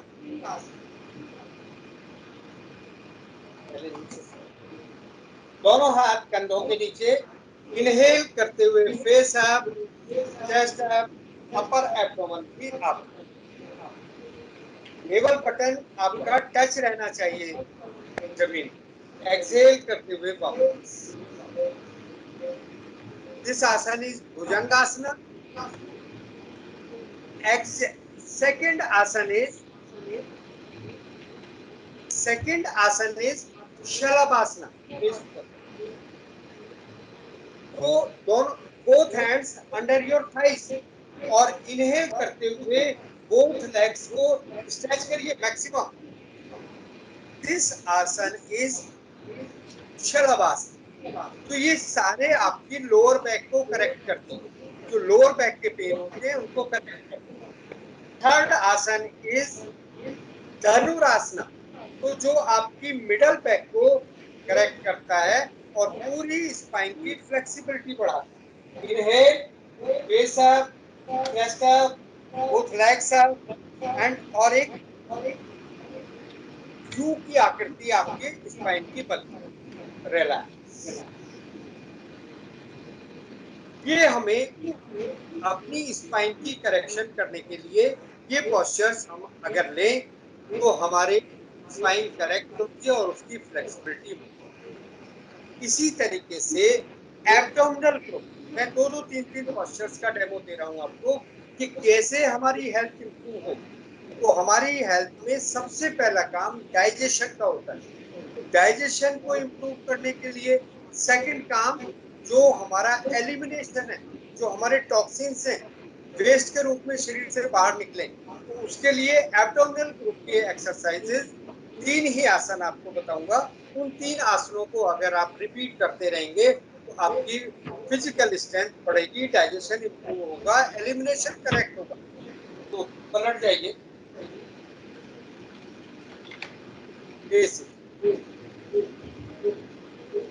तो सीधे लेट के दोनों हाथ 2.5 से 4 इंच पर रखिए।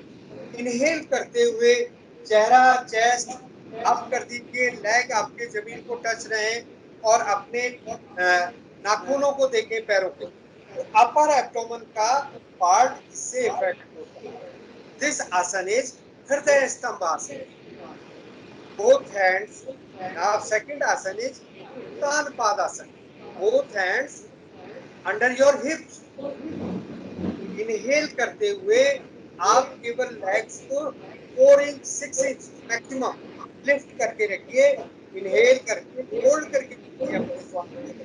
तो आपकी लोअर बैक, लोअर की मसल्स, एलिमिनेशन वाला सिस्टम, आपका यूरिनरी ब्लैडर, आपका रेक्टम, उन सभी को करेक्शन देता है और साथ ही साथ रिप्रोडक्टिव सिस्टम को भी करेक्ट करता है। उत्तान पादासन। थर्ड आसन इज मिडल पार्ट को, जो आपके इंटेस्टाइनल मूवमेंट हैं उनको करेक्शन करने के लिए आपको नौकासन को यूज करना है। Both hands, both legs and head एक लेवल पर और केवल हिप्स जमीन पर रहें, बाकी पूरी बॉडी लिफ्ट हो जाए। This asana is both pose या नौकासन। ये 3 आसन अगर हम करते हैं तो हमारी एब्डोमेन का एक्स्ट्रा फैट करेक्ट होता है और हम सही ढंग से अपने आप को, डाइजेशन को इंप्रूव कर सकते हैं। बैठ जाएंगे अपने आसन पर। अब हम करने जा रहे हैं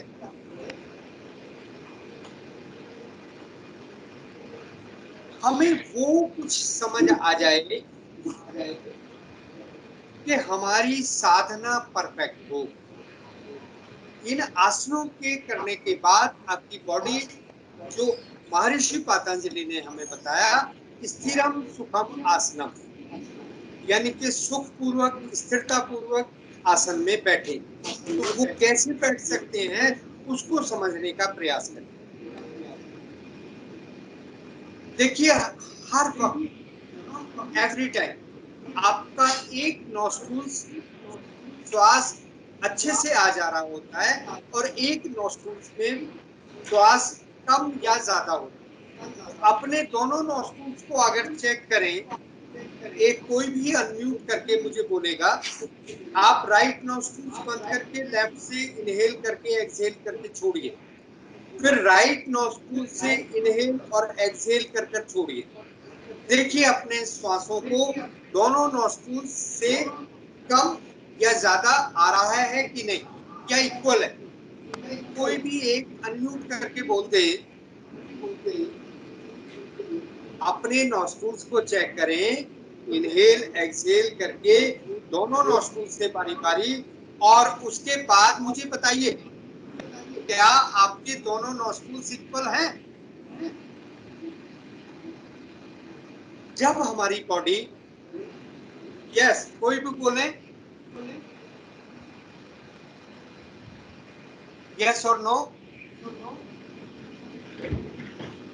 यस सर। आपके दोनों नॉस्ट्रल इक्वल नहीं होंगे, एक से कम या एक से ज्यादा आ रहा होगा, ऐसा है कि नहीं। खैर मुझे, टीचर्स अनम्यूट। हाँ, तो अब लेकिन योग उस स्थिति का नाम है जब आपके दोनों नॉस्ट्रल्स इक्वल होने चाहिए। तो उसके लिए हमने एक आसन आपको बताएंगे कि आप जब मर्जी अपने दोनों नॉस्ट्रल्स को इक्वल करें तो आपकी फिजिकल एक्टिविटी और आपकी डिसीजन मेकिंग पावर दोनों इक्वल हो जाएंगी। इसी को हठ योग कहते हैं। तो आपका प्राण प्रवाह, आपकी एनर्जी फ्री फ्लो में सुषुम्ना के अंदर बहे।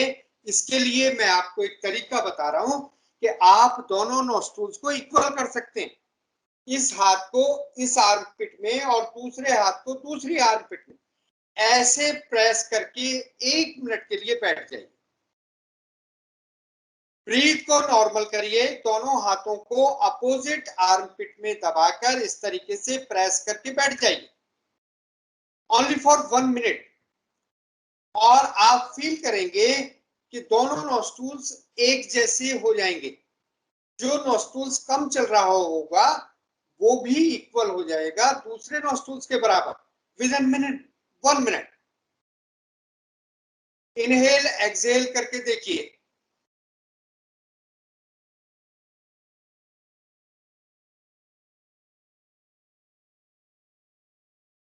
अब अपने नॉस्ट्रल्स फिर चेक करिए कि दोनों नॉस्ट्रल से ब्रीदिंग बड़ी आसानी से और बड़े अच्छे से होने लगती है। तो योग के अंदर इस तरीके से फील करके देखिए।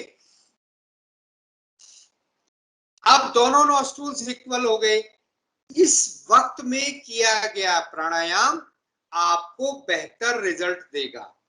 अगर आपका एक नॉस्ट्रल्स कम और एक ज्यादा चलता है तो आपसे प्राणायाम अच्छे ढंग से नहीं होंगे और मेडिटेशन तो होगा ही नहीं। इसलिए पहले योग में जब हम प्राणायाम करने बैठे या मेडिटेशन करने बैठे, दोनों नॉस्ट्रल्स हमारे इक्वल होने चाहिए। तो उसके लिए मैंने आपको ये एक सिंपल तरीका आपको बताया। इस आसन को पाद अधीरासन कहते हैं। सेकेंड इज एब्डोमिनल कैविटी के ऑर्गन्स को और कपाल भाती, कपाल की शोधन को बहुत सिंपल तरीके से आप लोगों को समझा रहा हूं कैसे हमें करना चाहिए। कपालभाति करने में अक्सर हम लोग गलती कर जाते हैं कि हमारा पेट की मूवमेंट, उसकी ताल और ब्रेन का स्ट्रोक एक्सहेल करना है, श्वास को लेना नहीं है। तो इसको सीखने के लिए बड़ा सिंपल तरीका मैंने बताया। मैं वो चीजें बता रहा हूं जो मैं अपने अनुभव के आधार पर मैंने महसूस किया वो आप लोगों तक दे रहा हूं। तो अगर हमें कपालभाति नहीं करना आता तो बड़ा सिंपल तरीका है, मुंह खोलिए और इस तरीके से साउंड निकालिए, ह ह ह ह ह। आप करके देखिए इसको, मुंह से साउंड निकालिए, ह ह ह ह ह। तो जैसे ही आप हा की साउंड निकालेंगे आपके एब्डोमेन की मूवमेंट अपने आप होगी और इस हा से स्ट्रोक आपके कंठ पर, विशुद्धि चक्र पर, थायराइड ग्लैंड पर और कपाल तक जाता है।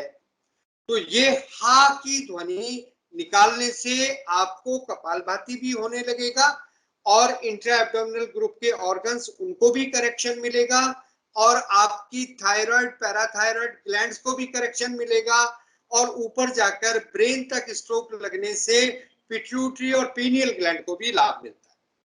तो हमारे प्राणायाम का ये जो शुद्धि क्रिया कहते हैं जिसको कपालभाति, इससे आपका एंडोक्राइन सिस्टम भी अफेक्ट होता है नर्वस सिस्टम के साथ साथ। इसी में सेकंड साउंड निकालेंगे, होठ को बंद रखेंगे और कंठ से आवाज निकालेंगे,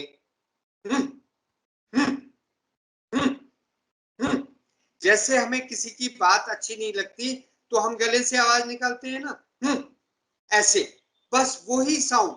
तो ये थायराइड के लिए बहुत बेहतर क्रिया। ये जो भी मैं क्रियाएं बता रहा हूं ये सब आपको अनुभव के आधार पर बता पा रहा हूं कि ये हमने इनके रिसर्च वर्क किया और कई पेशेंट्स पे इसको हमने अप्लाई किया, उनको क्या क्या लाभ मिला। इंट्रा एब्डोमिनल ग्रुप के अगर हमें कोई सिस्ट हो जाए, अगर कोई हमारी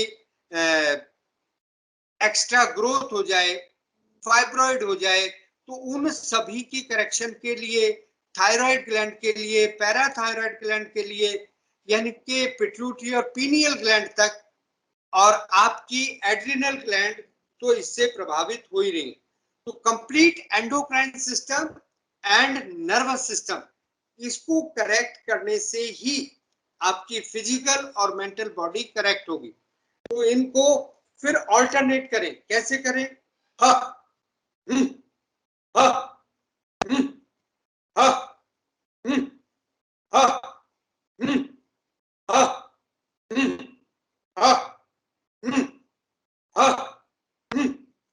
और जब ये अभ्यास आपको हो जाएगा और इस अभ्यास के बाद फिर जो हुम की साउंड कर रहे हैं वो साउंड केवल बंद कर रही हैं और आपकी कपालभाति परफेक्शन के साथ होने लगी। अपनी हुम साउंड को म्यूट कर देंगे हम, अब साउंड ना निकालें। तो आपकी कपालभाति की परफेक्शन हो जाएगी। तो जब हम सिखाते हैं अपने स्टूडेंट्स को, छोटे बच्चों को या जिन्होंने पहली बार योगाभ्यास शुरू किया है, तो हम उनको हा और हुम की साउंड के साथ इस प्रैक्टिकल को कराते हैं। इसी के साथ साथ ब्रेन को करेक्ट करने के लिए भ्रामरी प्राणायाम। देखिए बॉडी के जितने सेल्स हैं, हमारी बॉडी का सबसे छोटा पार्ट जो है, छोटे से छोटा, वो सेल्स होता है। तो पूरी बॉडी में बहुत सारे 200 से भी ज्यादा टाइप के सेल्स होते हैं और उन सभी सेल्स की एक लाइफ होती है। किसी की 36 घंटे, किसी की 3 महीने और लेट से लेट आपके बोन सेल्स की लाइफ 12 इयर्स। तो क्या होता है, ये सभी सेल्स चेंज होते रहते हैं। सेल्स का क्या होता है, वो ग्रो करता है, सरवाइव करता है और डिस्ट्रॉय हो जाता है अपने जैसा एक सेल और बनाकर। तो लेकिन आपके जो नर्व सेल्स हैं जिनको हम न्यूरॉन्स बोलते हैं, वो लाइफ में जो आपको मिले हैं पैदा होते वक्त, जो 5 साल तक डेवलप हो चुके हैं, उसके बाद नया कोई सेल, नर्व सेल नहीं बनता। तो सबसे बड़ी चिंता हमें नर्व सेल की करनी चाहिए। न्यूरॉन्स हमारे धीरे धीरे जैसे जैसे एज बढ़ती है, आप लोगों ने प्रैक्टिकल किया होगा कि जो बुजुर्ग लोग होते हैं उनकी मेमोरी लॉस होती है। उसका कारण, मेमोरी लॉस का कारण उनका ब्रेन सेल्स है। अब ब्रेन सेल्स को ठीक करने के लिए हमें क्या करना चाहिए? योग में एक ही, कोई मेडिसिन नहीं है इसके लिए। योग में आपके पास एक प्राणायाम है जिसको हम भ्रामरी प्राणायाम, और भ्रामरी प्राणायाम जब हम करते हैं तो उसकी वाइब्रेशंस आपके लिप्स पर, आपके चीक्स पर, आपके नोस्ट्रल्स पर, आपके फोरहेड पर और आपके ब्रह्मरंध्र तक, शीर्ष of the head, crown of the head, वहां तक जानी चाहिए। तो इसके लिए जो मैंने प्रैक्टिकल किया, जो मैंने अनुसंधान किया, क्योंकि मेरा अपना नेचर है कि जब तक उसको अपने ऊपर मैं अनुभव ना कर लूं, मैं लोगों को नहीं समझाता। तो भ्रामरी से नर्व सेल्स की टेस्टिंग होती है और न्यूरॉन्स ये चिपके हुए नहीं होते, इनके बीच में गैप होता है और अगर इंफॉर्मेशन एक न्यूरॉन से दूसरे न्यूरॉन तक जंप करके जाती है। लेकिन जब नर्व सेल्स के बीच में अगर कोई कार्बन आ जाए तो वो ब्रेक हो जाती है इंफॉर्मेशन। तो उस ब्रेक को हटाने के लिए आपके पास एक ही तरीका है, भ्रामरी प्राणायाम। भ्रामरी प्राणायाम बहुत शास्त्रों में अलग अलग तरीके से बताया गया, लेकिन सबका होता है हमिंग साउंड, ये वाली साउंड निकाल। अब ये वाली साउंड कितना धीमे और कितनी इसकी स्पंदन, इसकी पल्सेशन कंप्लीट फेस और क्राउन ऑफ द हेड तक जानी चाहिए। तो बहुत सिंपल तरीका है कि आप अपनी अंगूठा यानी कि थंब एंड रिंग फिंगर दोनों नॉस्ट्रल्स को टच रखिए बस, और जब आप इनहेल कर रहे हो तो इनको हटा दीजिए। जब एक्सहेल कर रहे हो हमिंग साउंड में तो इसको हल्का सा प्रेस करिए। जब आप प्रेस करेंगे तो फील करेंगे ये जो पल्सेशन है, ये जो वाइब्रेशन है आपके कंप्लीट फेस पर और हेड पर जा रही है। आएंगे एक बार प्रैक्टिकल करेंगे इसका। Inhale and exhale in humming sound.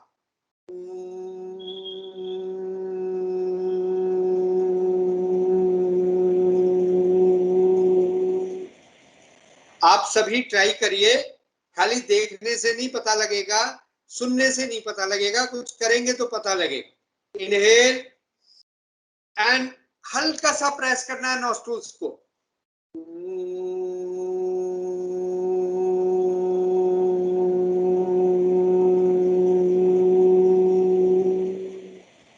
एक बार और करें इनहेल,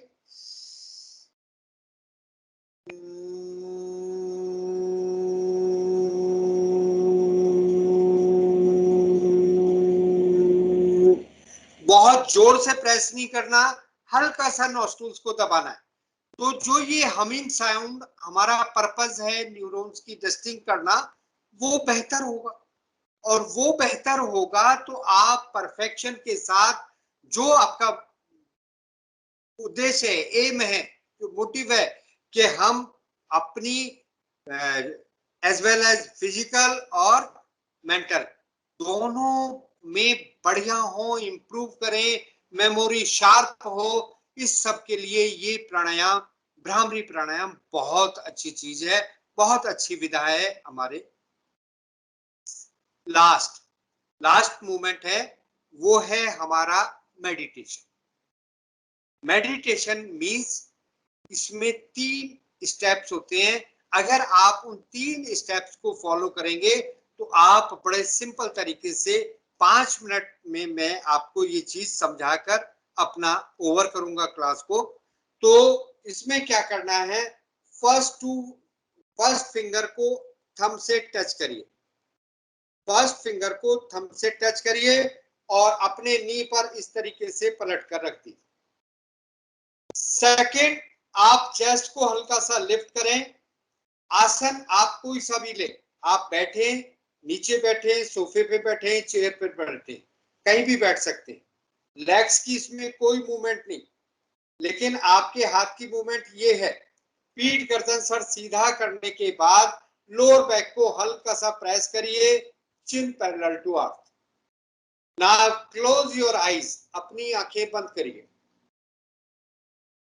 और अपने ब्रीथ को चेक करिए। आपने कुछ नहीं करना। फर्स्ट स्टैचू, अब बॉडी आपकी स्टैचू होनी चाहिए। सेकंड इज स्टिफनेस नहीं चाहिए, complete relax body. Third, watch your breath, अपने श्वास प्रश्वास को देखिए। इनहेलेशन एक्सहेलेशन में आप अपनी तरफ से कुछ भी ना ऐड करें ना सब्ट्रैक्ट करें। मेडिटेशन मीन्स आपका जो मन है वो एकाग्र हो जाए।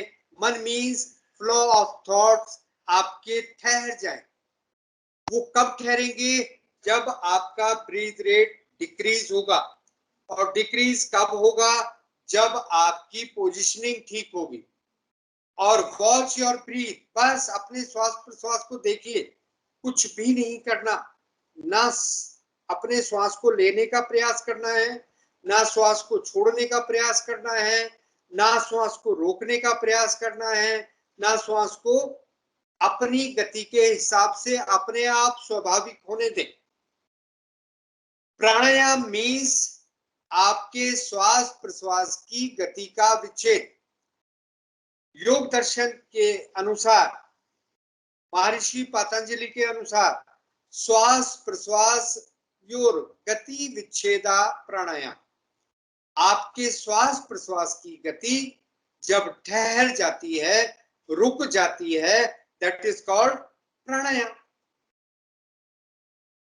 तो प्राणायाम मीन्स आपको इंट्रोवर्ट होना। अब आपकी सेंसरी ऑर्गन बाहर से कोई इंफॉर्मेशन नहीं ले रहे। आपके पास एक ही थॉट है, वॉच योर ब्रेथ, अपने श्वास को देखिए।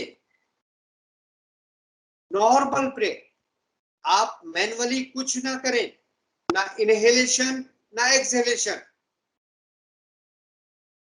और देखते रहे अपने श्वास प्रश्वास।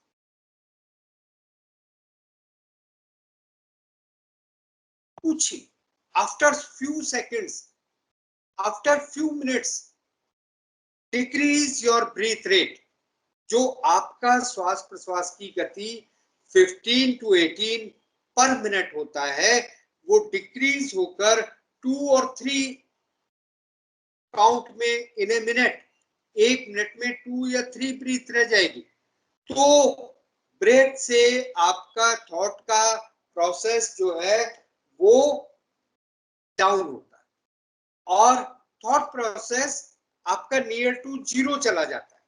तो वो ही स्थिति आपको स्ट्रेस फ्री करती है, तनाव मुक्त कर देती है। अपने आप को जब आप तनाव मुक्त होते हैं, स्ट्रेस फ्री होते हैं, तो आपकी वाइटल फोर्स, प्राणिक ऊर्जा आपकी कंप्लीट बॉडी में घूमकर अपने उन सेल्स को रिपेयर करने लग जाती है जो सेल्स डैमेज हो रहे हैं, उनकी एक्टिवेशन को बढ़ाती है। तो योग साइंटिफिक है, चमत्कार नहीं। योग किसी धर्म विशेष में भी नहीं है। योग सभी का है और सभी के लिए है। शरीर को स्वस्थ करने के लिए, मन को स्वस्थ करने के लिए, और जब साधना में आगे बढ़ते हैं तो स्पिरिचुअलिटी, आध्यात्मिकता के रूप में हम योग को अपनाएं। कल हमारा इंटरनेशनल योगा डे था, तो ऐसा ना करें केवल 21 जून को ही योग करें और बाकी दिन आराम से बैठे। तो जैसे हमारी डाइट में भोजन जरूरी है, ऐसे ही हमारे शरीर को, हमारे मन को योगाभ्यास जरूरी।